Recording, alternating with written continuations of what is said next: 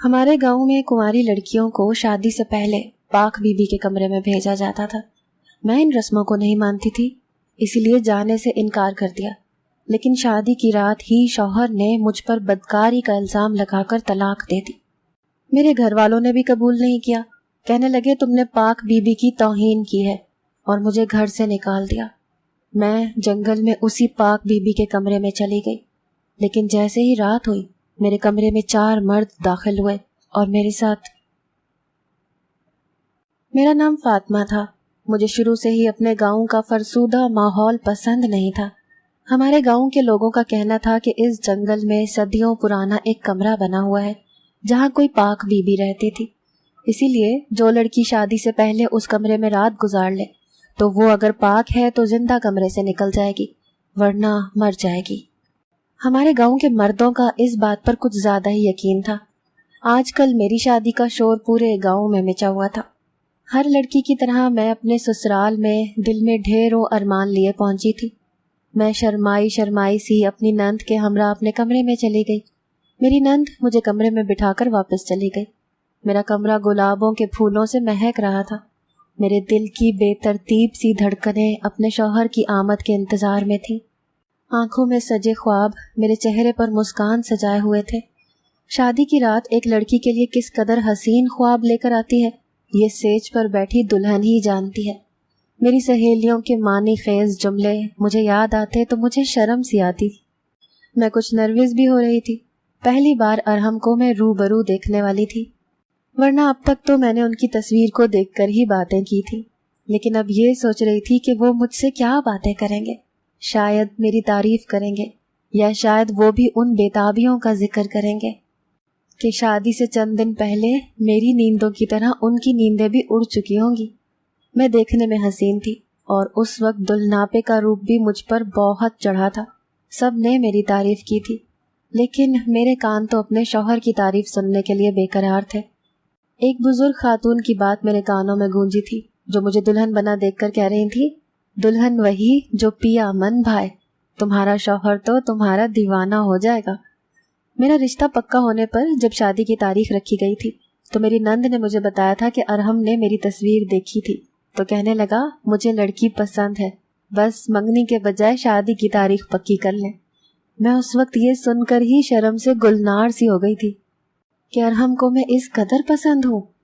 مجھے شادی کے چند دن پہلے والے واقعات یاد آنے لگے۔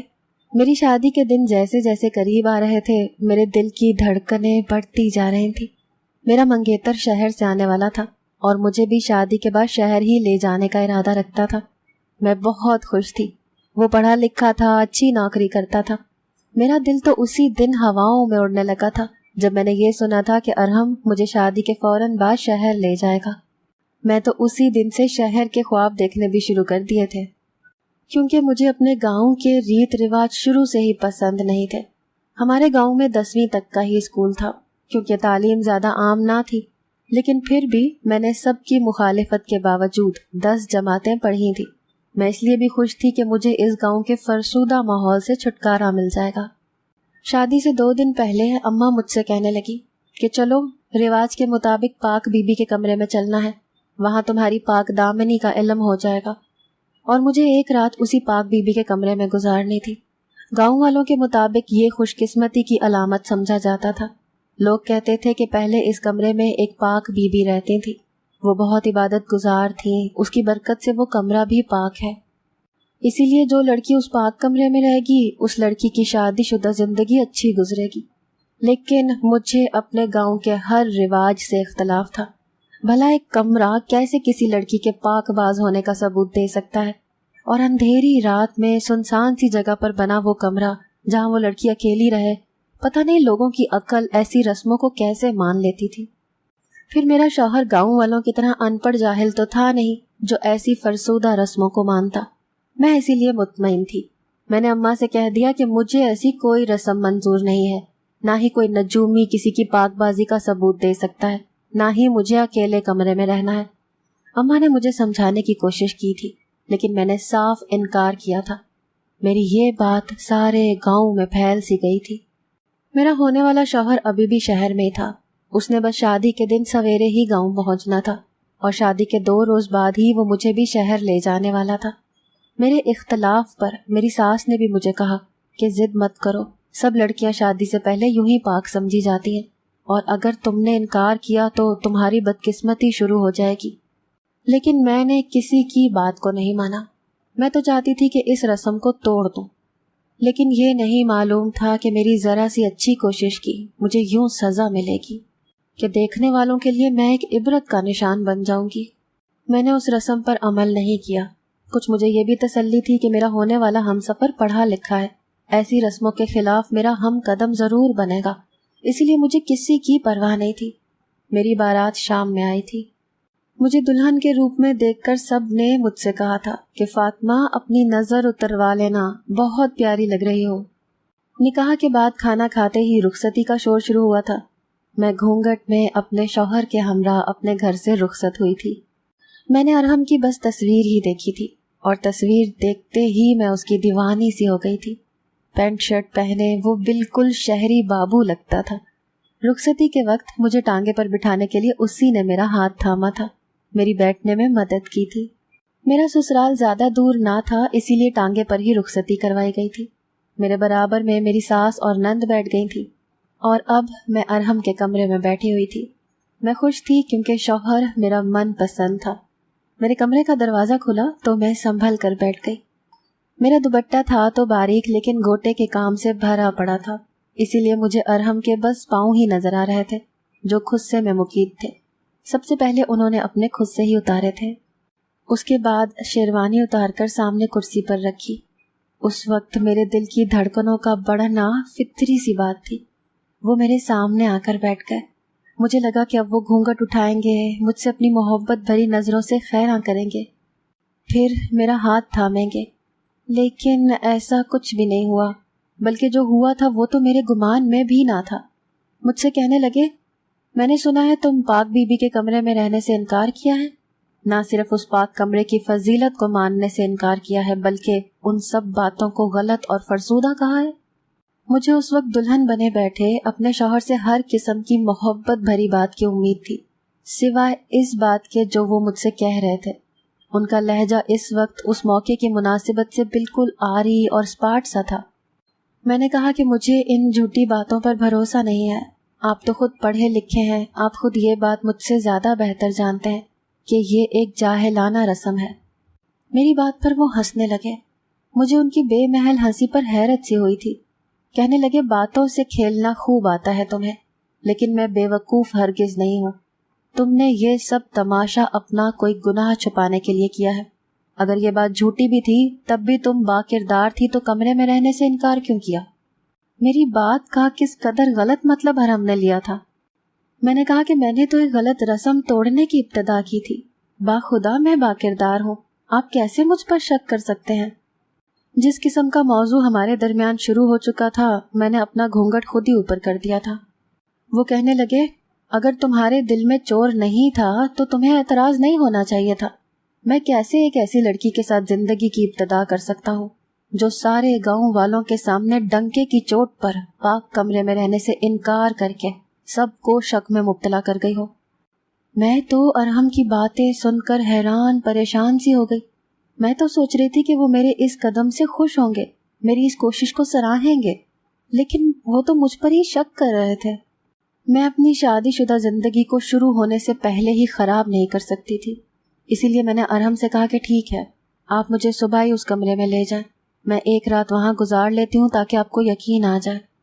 لیکن انہوں نے تمسخرانہ مسکراہٹ چہرے پر سجائے کہا، کیا سمجھتی ہو تم مجھے کہ نکاح کے بعد میں یہ سب کروں گا؟ سارا گاؤں جانتا ہے کہ پاک کمرے والا عمل نکاح سے پہلے کیا جاتا ہے۔ مجھے تو لگا تھا کہ تم کر چکی ہوگی۔ میں تو آج شہر سے گاؤں پہنچا ہوں تو نکاح کی روانگی شروع ہو گئی، اور اب باہر بیٹھے میرے دوست مجھ پر انگلیاں اٹھا رہے ہیں کہ تم تو خود کو بہت بڑی چیز سمجھتے تھے، تم نے آج تک کسی کے جھوٹے گلاس میں پانی نہیں پیا، اور لڑکی تمہیں وہ مل رہی ہے جس کے بارے میں گاؤں کا بچہ بچہ یہ کہہ رہا ہے کہ اس نے پاک کمرے کے عمل سے انکار کیا ہے۔ میری آنکھوں سے آنسو بہنے لگے، میں رونے لگی۔ میں نے ارحم کی منت سماجت شروع کر دی، اسے کہا کہ وہ میری بات پر اعتبار کرے، لیکن وہ اس وقت بے حسی کی انتہا پر تھا۔ میری کسی بات پر اسے اعتبار نہ تھا۔ بات صرف یہیں تک نہیں رہی تھی، اس کے بعد جو کچھ اس نے مجھ سے کہا میں سن کر زندہ درگور ہی تو ہو گئی تھی۔ کہنے لگا ایک ایسی عورت کے ساتھ مجھے ایک لمحہ گزارنا بھی منظور نہیں ہے، اسی لیے فاطمہ میں اپنے پورے ہوش و حواس میں تمہیں طلاق دیتا ہوں۔ لفظ تھے یا کوئی دھماکہ جو میرے اعصاب پر ہوا تھا۔ میرا ذہن تو یوں تھا کہ جیسے کسی اندھیری کھائی میں جا گرا ہو۔ میری آنکھوں کے سامنے اندھیرا چھا گیا تھا، میں چکرا کر رہ گئی تھی۔ ابھی تو میں اسی الجھن کو سمجھ نہیں پائی تھی جس پر ارحم مجھ سے بحث کر رہے تھے، اور اچانک سے انہوں نے مجھے کہاں لا پھینکا تھا۔ اتنی بڑی بات تو نہیں تھی کہ رشتہ ہی ختم کر دیا جاتا۔ طلاق کیسے دے سکتے تھے وہ مجھے؟ ابھی تو مجھے اپنے گھر سے رخصت ہوئے 2 گھنٹے بھی نہیں گزرے تھے، میں تو یوں ہی دلہن بنی ہوئی تھی۔ ایسے کب کسی کو طلاق دی جاتی ہے؟ مجھے لگا میں کوئی خواب دیکھ رہی ہوں، کوئی بھیانک خواب۔ ابھی جاگ جاؤں گی تو خواب ٹوٹ جائے گا۔ ان 2 ماہ میں نے نہ جانے کتنے حسین خواب ارحم کے نام کے سجائے تھے۔ ابھی تو میں نے ان خوابوں کا ذکر بھی ارحم سے نہیں کیا تھا۔ کتنی باتیں ابھی ہمارے درمیان ہونا باقی تھی، اور وہ مجھ سے کیا کہہ رہا تھا، بلکہ کیا کہہ گیا تھا۔ شاید میں پہلی دلہن ہوں گی جو اپنی دلہن کے لباس میں ہی ملبوس تھی، سب زیبائشوں کے ساتھ، جو اپنے شوہر سے طلاق لے چکی تھی۔ ارحم تو مجھے طلاق دیتے ہی حقارت اور نفرت سے دیکھتا ہوا باہر جا چکا تھا۔ میں ایک بے جان وجود لیے اس کمرے میں کھڑی تھی، جس کمرے میں سجے گلاب کچھ دیر پہلے میرے جذبات کو مہکا رہے تھے، اب مجھے میرا مذاق اڑاتے ہوئے محسوس ہو رہے تھے۔ میں گم سم سی کھڑی تھی جب ارحم کی والدہ اور بہن میرے کمرے میں آئیں۔ شاید ارحم انہیں بتا چکا تھا، اسی لیے وہ بدحواس سی میرے کمرے میں داخل ہوئیں۔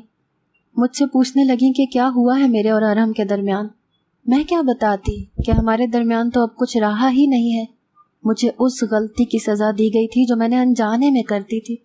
مجھے نہیں معلوم تھا کہ ارحم نے صرف ڈگریاں حاصل کی ہیں، مجھے تو لگا تھا کہ وہ تعلیم یافتہ ہے، لیکن وہ تو ایک سطحی سوچ کا مالک نکلا تھا۔ مجھے ارحم کی ماں کہنے لگی، تم نے اپنی منمانی کا نتیجہ دیکھ لیا، تم نے ہماری ایک نہ سنی، دیکھ لیا اپنی نافرمانی کا انجام۔ پاک کمرے کو انکار کیا تھا تم نے، اس کی نحوست تمہاری زندگی میں آ گئی۔ اس وقت تو مجھے بھی یہی لگ رہا تھا کہ شاید مجھ پر کسی کی نحوست کا اثر ہو گیا ہے۔ ارحم کی بہن نے مجھ پر کالی چادر ڈال دی، کہنے لگی کہ ٹانگا ابھی تک باہر ہی کھڑا ہے۔ ٹانگے والا تو شادی کا کھانا کھا رہا تھا، ابھی تو واپس گیا بھی نہیں تھا کہ میری واپسی کا بھی انتظام ہو چکا تھا۔ ارحم کی والدہ کے مطابق میں نے پاک کمرے کی بے حرمتی کی تھی، اسی لیے میرے ساتھ یہ سب کچھ ہو گیا تھا۔ مجھے واپس ٹانگے میں بٹھا دیا گیا۔ میں بے جان وجود لیے واپس اپنے گھر میں زندہ وجود کی لاش کو لے جا رہی تھی۔ ایک بیٹی دلہن بن کر رخصت ہونے کے بعد 2 گھنٹے بعد طلاق کا داغ لے کر لوٹ آئے تو اس گھر پر کیا قیامت گزرتی ہے، یہ بھی مجھے دیکھنی تھی۔ ٹانگا میرے گھر کے سامنے کھڑا ہو چکا تھا۔ میں نیچے اتر گئی۔ میرے گھر پر رنگ برنگی جھنڈیاں ابھی تک لگی ہوئی تھیں، جلتے بجھتے کمکمے میرے گھر کے صحن کو اب بھی رونق بخش رہے تھے۔ میں نے گھر کی زنجیر بجائی، دروازہ میری ماں نے کھولا تھا۔ مجھے دیکھ کر انہوں نے حیرت سے مجھے دیکھا تھا۔ میری کالی چادر دیکھ کر اماں نے بے ساختہ سینے پر ہاتھ مارا تھا۔ ہمارے گاؤں میں کالی چادر کو ان عورتوں پر ڈالا جاتا تھا جو بیوہ ہو جاتی تھیں یا پھر طلاق یافتہ۔ میں مرے مرے قدم اٹھا کر اندر داخل ہوئی تو ابا اور بھائی بھابیاں جو چارپائی پر بیٹھے ہنس بول رہے تھے، مجھے دیکھ کر کھڑے ہو گئے۔ میری کالی چادر دیکھ کر مجھ سے وجہ پوچھنے لگے۔ میرے گلے میں آنسوؤں کا گولا پھنس کر رہ گیا تھا۔ میں نے بمشکل کہا کہ مجھے ارحم نے طلاق دے دی ہے۔ یہ سن کر ایک کوہرام سا مچ گیا تھا، رونا دھونا شروع ہو چکا تھا۔ ابا اور بھائی سر پکڑ کر بیٹھ گئے تھے۔ مجھ سے وجہ پوچھی تو میں ٹوٹے پھوٹے لفظوں میں وجہ بتا دی۔ اماں نے مجھے تھپڑ مارنے شروع کر دیے۔ جو تماچا میں ارحم سے کھا کر آئی تھی اس کا درد ہی اتنا زیادہ تھا کہ اماں کے کوسنے اور مار مجھ پر بے اثر سی ہو گئی تھی۔ میرے سارے گہنے میری بھابھیوں نے نوچ نوچ کر اتارے تھے۔ ہمارے گاؤں میں اول تو طلاق کسی کو دی نہیں جاتی تھی، اور اگر کسی کی ہو جاتی تھی تو اس کی دوبارہ شادی نہیں ہوتی تھی۔ اسے اچھوت سمجھا جاتا تھا، منحوس کہا جاتا تھا۔ نہ اسے رنگ دار کپڑے پہننے کا حق ہوتا تھا، نہ ہی گہنے۔ بس ایک کالی چادر میں اس کا وجود ایک غیر ضروری سامان کی طرح گھر کے ایک کونے میں پھینک دیا جاتا تھا۔ مجھے ایک سیاہ لباس دے دیا گیا تھا۔ کالی چادر مجھے ارحم کے گھر سے طلاق کے تحفے میں ملی تھی۔ مجھے سب کے ساتھ بیٹھ کر کھانا کھانے کی اجازت نہیں تھی۔ جب سب کھانا کھا چکتے تھے تو سب کی پلیٹوں کا بچا ہوا مجھے دے دیا جاتا تھا۔ کھانا بھی بس مجھے اتنا ہی دیا جاتا جس سے میری آدھی بھوک بھی نہ مٹتی۔ کسی کی شادی ہوتی تو دلہن کو مجھ سے دور رکھا جاتا، کہا جاتا کہ میں اچھوت ہوں۔ اگر کسی سہاگن پر میرا سایہ پڑ گیا تو وہ بھی مطلقہ ہو جائے گی یا بیوہ ہو جائے گی۔ اماں اور بھابیاں مجھے ہر وقت یہی تانا دیتی کہ تیری 4 جماعتوں نے تیرا دماغ خراب کر دیا تھا، اب دیکھ لیا تم نے پاک کمرے کی بے حرمتی کا انجام۔ ساری زندگی تیری ایک گندی گالی بن کر رہ گئی ہے، سب تجھے بد کردار سمجھتے ہیں۔ تیری طلاق کی وجہ ارحم تیری بدکاری بتاتا ہے، اب تو اس نے دوسری شادی بھی کر لی ہے۔ میری بھابیاں میرے پاس اپنے بچوں کو آنے نہ دیتی، گھر کی جس چیز کو میں چھو لیتی اسے اٹھا کر باہر پھینک دیا جاتا۔ میرے برتن الگ کر دیے گئے، کوئی میرے برتنوں کو ہاتھ نہ لگاتا تھا۔ میرے پاس صرف 4 جوڑے تھے اور وہ بھی سیاہ رنگ کے تھے۔ میری کالی قسمت کی طرح مجھے پاؤں میں چپل تک پہننے کی اجازت نہ تھی۔ ایک اسٹور نما چھوٹا سا کمرہ تھا جہاں مجھے دن رات گزارنے تھے۔ جتنا مجھے گاؤں کی رسموں سے نفرت تھی اتنا ہی یہ رسمیں میں نبھانے پر مجبور تھی۔ پورا دن سخت گرمی میں تپتے صحن میں ننگے پاؤں چلتی تو پاؤں جھلسنے لگتے۔ رات کو اس میں اتنی اکڑن سی ہوتی کہ نیند نہیں آتی تھی۔ میرے تو اپنے بھی اپنے نہ رہے تھے جو میرے بہتے آنسوؤں کو پونچھتے۔ میں نے اب یہ حل نکالا تھا کہ بالکل خاموشی اختیار کر لی تھی۔ میں وضو کر کے جائے نماز پر بیٹھی رہتی۔ لوگوں کے لیے میں اچھوت، منحوس اور بد کردار تھی، لیکن میرا رب میری سچائی جانتا تھا۔ وہ جانتا تھا کہ میں پاکیزہ ہوں۔ میں تو رو کر اللہ تعالیٰ سے یہ پوچھتی تھی کہ میرا قصور کیا تھا، میں کہاں غلط تھی؟ میں نے تو ایک غلط رسم کی تردید کی تھی، پھر میں بد کردار کیوں کہلائی گئی؟ سزا کی حقدار کیسے ہو گئی؟ ایک رات میں جائے نماز پر بیٹھی رو رہی تھی جب اچانک سے میرے کمرے پر دستک سی ہوئی۔ میں نے اٹھ کر دروازہ کھولا تو سامنے میری منجلی بھابھی کا بھائی تھا۔ سفید رنگ کی بڑی سی شال اوڑے کھڑا تھا، چہرے سے کچھ خوفزدہ بھی تھا۔ جلدی سے میرے کمرے میں داخل ہو کر اس نے دروازہ بند کر دیا اور اپنی چادر بھی اتار دی۔ میں تو اس کی اس افراتفری کو سمجھ بھی نہیں پائی تھی۔ میں نے کہا کہ تم یہاں کیوں آئے ہو؟ چادر اتارتے ہی اس کے چہرے پر خباثت سی ٹپکنے لگی تھی۔ کہنے لگا، تجھ سے کسی نے شادی تو کرنی نہیں ہے، نہ ہی کوئی تجھے اپنائے گا۔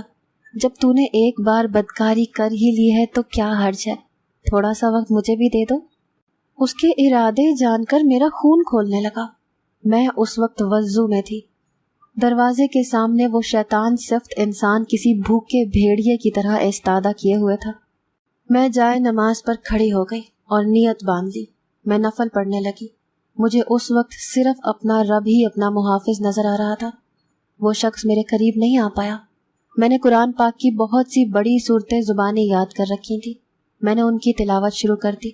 وہ کافی دیر میرے سلام پھیرنے کے انتظار کرتا رہا، لیکن جب میرا قیام طویل ہوتا گیا تو وہ مجھے گندی گالیاں بکتے ہوئے باہر نکل گیا۔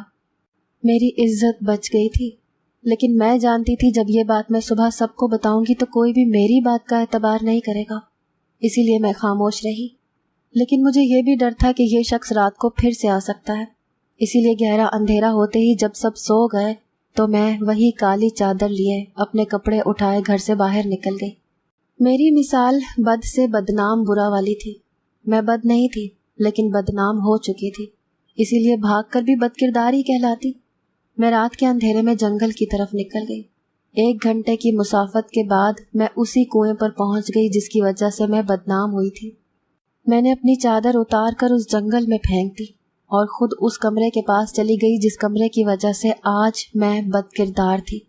اس پر تالا دیکھ کر میں نے کھڑکی کا پٹ کھولنے کی کوشش کی۔ کافی زور آزمائی کے بعد کھڑکی کھل گئی تھی۔ میں کھڑکی کے ذریعے کمرے کے اندر چلی گئی۔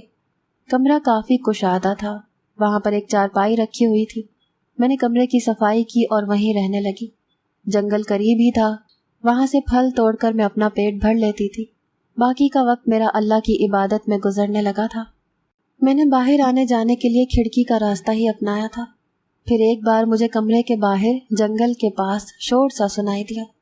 کوئی کہہ رہا تھا کہ اس بدبخت کو لگتا ہے کوئی جنگلی جانور کھا گیا ہے، جبھی اس کی چادر یہاں موجود ہے۔ اچھا ہوا کہ مر گئی، گاؤں والوں کی نظروں میں تو مر ہی چکی تھی۔ ایک بار کسی لڑکی کو اس کمرے کے پاس لایا گیا. کمرے میں بند کرنے کے لیے تالا کھولا گیا. اس وقت میں جائے نماز پر بیٹھی تھی. میں نے اپنا چہرہ گھونگھٹ میں چھپا رکھا تھا. مجھے وہاں دیکھ کر کمرہ بند کر دیا گیا اور یہ شور مچ گیا کہ پاک بی بی کی روح کمرے میں لوٹ آئی ہے.